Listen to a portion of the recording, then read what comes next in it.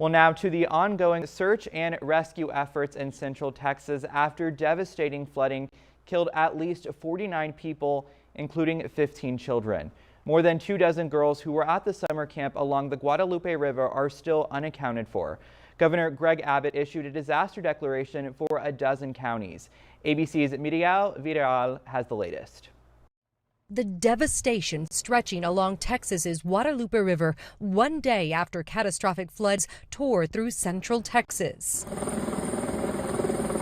Helicopters hovering over trees, performing urgent rescues like this one. Crew members picking someone out of the branches. Not just every hour, every minute counts, which is why there's people in the air, people in the water, people on the ground right now, because they're looking to save every last life, and we will not give up that effort. The Guadalupe River reaching 26 feet high, the second highest recorded height in history. You can actually see the power of these floodwaters right behind me. That's actually a trailer that was about 100 feet away, now wrapped around this tree across the river. It looks like that is a mobile home, some sort of building wrapped around those trees as well. The owner of a nearby restaurant says it was devastating the night that these floodwaters came pushing through. She saw cars floating down the river, people still inside honking, begging for help. I had 28 RVs parked right here, and every single one of them got washed away. The city of Kerrville seeing some of the worst devastation. Please pray for our community.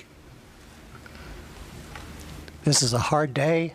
In nearby Hunt, Texas, families urgently trying to find their loved ones at Camp Mystic, an all-girls summer camp of 750 children. Congressman Chip Roy says one of his children's schoolmates was among the missing. She was on a mattress for 2-3 hours in the middle of the night, and she's united with her mom, and that's wonderful. And those are the kind of blessings that we should be celebrating, while we're also mourning the loss of life. Residents urged to remain vigilant even as floodwaters recede. The water did recede into this morning. I do want to encourage folks with road damage, even though a road may be open, please use extreme caution. Mireya Villarreal, ABC News, Kerrville, Texas.